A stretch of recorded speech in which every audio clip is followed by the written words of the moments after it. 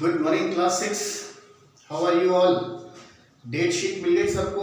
Exams का schedule सबको पता है? You have got the syllabus of each and every subject.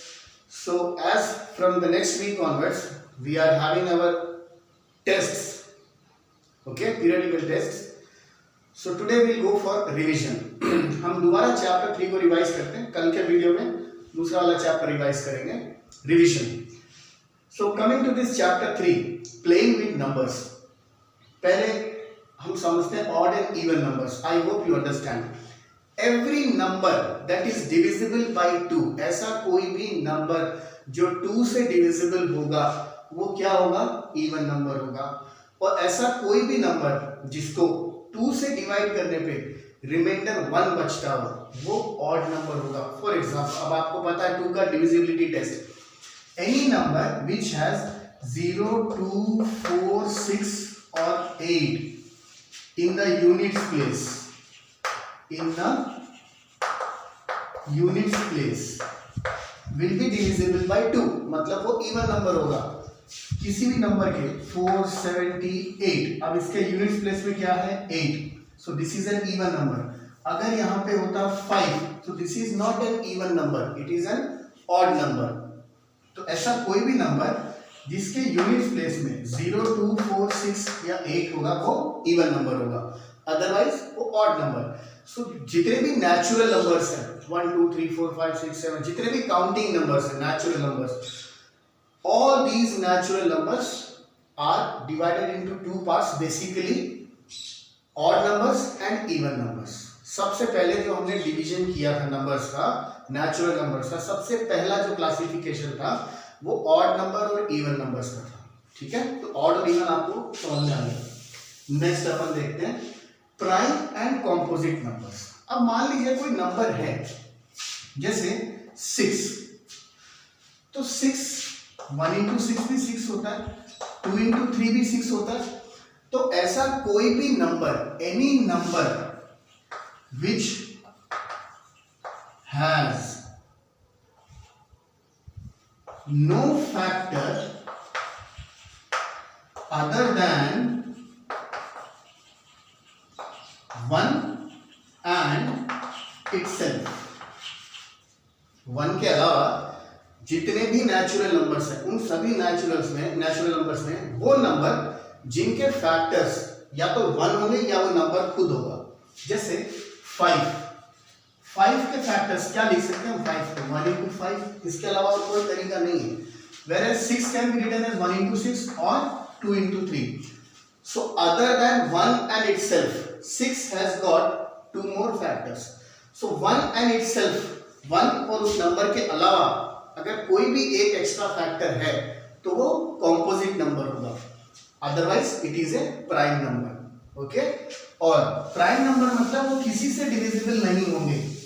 Prime numbers जो किसी भी टेबल में नहीं आते हैं, 2, 3, 4, 5, 6, किसी भी नंबर की टेबल में वो नहीं आएंगे. क्यों? क्योंकि उनके factors, they don't have factors, they are indivisible. उनके कोई फैक्टर्स नहीं होते एक्सेप्ट 1 एंड इटसेल्फ. तो सबसे पहला prime 2 is the first prime, then comes 3, 5, 7, 11, 13, 17, 19, 23, 29, 31, 37 and so on. Okay, मैंने आपको बताया था the sieve of Eratosthenes, how to find the prime numbers. ठीक है ना, वो 1 से लेके 100 तक एटलीस्ट आपको सारे प्राइम नंबर्स पता होने चाहिए. So these are all prime numbers. अब यहाँ पे आप एक बात नोट करो, 2 is the smallest prime and it is the only prime that is even. 2 एकमात्र ऐसा प्राइम नंबर है जो कि इवन है. बाकी सारे प्राइम नंबर, जितने भी प्राइम नंबर दुनिया में हैं 2 के अलावा, वो सारे ऑड हैं. क्योंकि अगर वो इवन होते तो उनका फैक्टर 2 हो जाता. So 2 is the smallest prime number and it is the only even number that is prime. Otherwise all other prime numbers are odd. तो ये prime numbers and composite numbers. Okay, आगे चलते हैं. आगे क्या है इस चैप्टर में हमारे पास? Divisibility test. तो आपने डिविजिबिलिटी टेस्ट 2 तक का तो आपको पता है. एनी नंबर विच हैज 0, 2, 4, 6 और 8 in the units place will always be divisible by 2.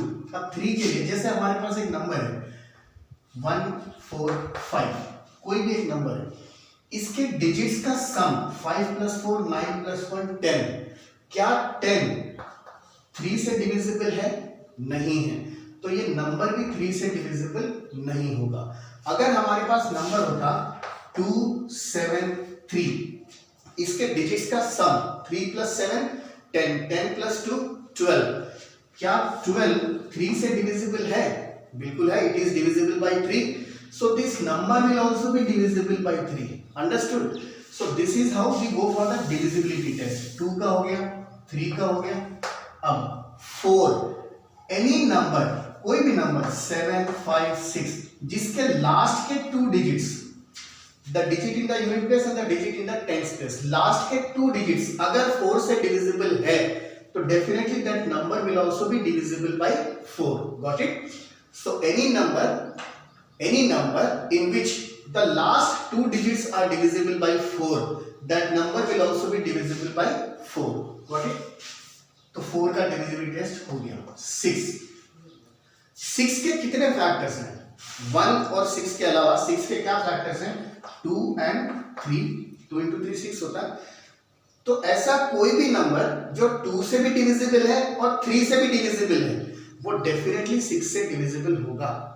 ऐसा कोई भी नंबर जो 2 से भी डिविजिबल है और 3 से भी, मतलब कहने का all the even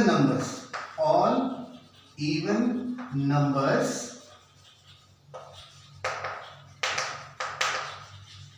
divisible by 3 will be divisible by 6, ठीक है? जैसे 222, इसके यूनिट प्लेस में क्या है? 2, तो it is an even number, तो ये 2 से डिविजिबल है। सम ऑफ द डिजिट्स 2 + 2 4 + 2 6, क्या 6 3 से डिविजिबल है? Yes, of course it is, so this number is also divisible by 3। So all the even numbers which are divisible by 3 will also be divisible by 6। इसके बाद हमने किया था divisibility test of 8। कोई भी नंबर जिसके last के 3 digits अगर 8 से डिविजिबल है तो वो नंबर भी 8 से डिविजिबल होगा, राइट? फिर divisibility test of 9, the same as 3। If the sum of all the digits, इसके डिजिट्स का सम 4 + 1 5 + 2 7, क्या 7 9 से डिविजिबल है? नहीं है, तो नंबर भी 9 से डिविजिबल नहीं है। मान लो यहाँ पे होता 2, तो 4 + 1 5 + 2 7 + 2 9, so this number will be divisible by 9। that was the divisibility test of 9। next comes divisibility test of 11। 11 में हमने क्या किया था? कोई भी नंबर 4 7 8 3 6 2, इसके राइट साइड से ऑड प्लेसेस के डिजिट्स का सम ले लो। 2 + 3 5 + 7 12, ओके? अब इवन का सम ले लो। 6 6 + 8 14, 14 + 4 18। इन दोनों का डिफरेंस 12 और 18 का डिफरेंस कितना होता है? 6। इन दोनों का डिफरेंस अगर 0 है या 11 का मल्टीपल है तो ये नंबर भी 11 से डिविजिबल होगा। This was the divisibility test जो हमने अपने कोर्स में किया था। इसके बाद को-प्राइम नंबर्स मतलब ऐसे नंबर्स जिनमें कोई भी कॉमन फैक्टर ना हो, like 6 is not a prime number, it is a composite number. इसके फैक्टर्स क्या है? 2 × 2। सपोज आपके पास एक नंबर है 35 के फैक्टर्स क्या है? 7 × 5। 35 is not a prime number, 35 is not a prime number, it is a composite number। 6 is also a composite number, but इनके अंदर एक भी कॉमन फैक्टर नहीं है। तो ऐसे कोई भी नंबर्स जिनका कोई भी कॉमन फैक्टर नहीं है, that is called a co-prime। such numbers are called as co-prime numbers, okay? you can have a pair of co-prime numbers, you can have 3 co-prime numbers, you can have 4 co-prime numbers, set of 4 numbers which are co-primes without any common factor, ऐसा हो सकता है। Next common multiple, जैसे मान लीजिए मैं 6 या 5 या चलो 6 के मल्टीपल्स लिखता हूँ। 6 12 18 24 30, 36, 42 एंड सो ऑन। ठीक है, अब मैं एक दूसरा नंबर लेता हूं, जैसे हमने ले लिया 9, तो 9 के multiples 9, 18, 27, 36, 45 and so on. So what do we see, 6 का मल्टीपल 18 है, 9 का भी मल्टीपल 18 है ना। 36 is a multiple of 6, 36 is a multiple of 9. So these are common multiples of 6 and 9. तो ये हुआ common multiples। अब common multiples में जो सबसे छोटा होता है that is called as least common multiple, LCM, ये हमने किया है। Next, common factor. Suppose I have a number, say 30, तो 30 के फैक्टर्स 2 into 3 into 5, ये 30 के फैक्टर्स 2 into 3 6 into 5 फैक्टर्स, इसके फैक्टर्स हो गए। नेक्स्ट मेरे पास एक नंबर है 45, तो 45 इज 3 into 5। ओके, तो अब इनके कॉमन फैक्टर जो कॉमन है वो देख लो।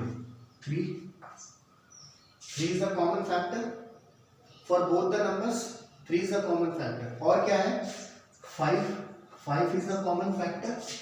ठीक है, सो दो कॉमन फैक्टर्स हैं 30 में और 45 में, दो कॉमन फैक्टर्स हैं।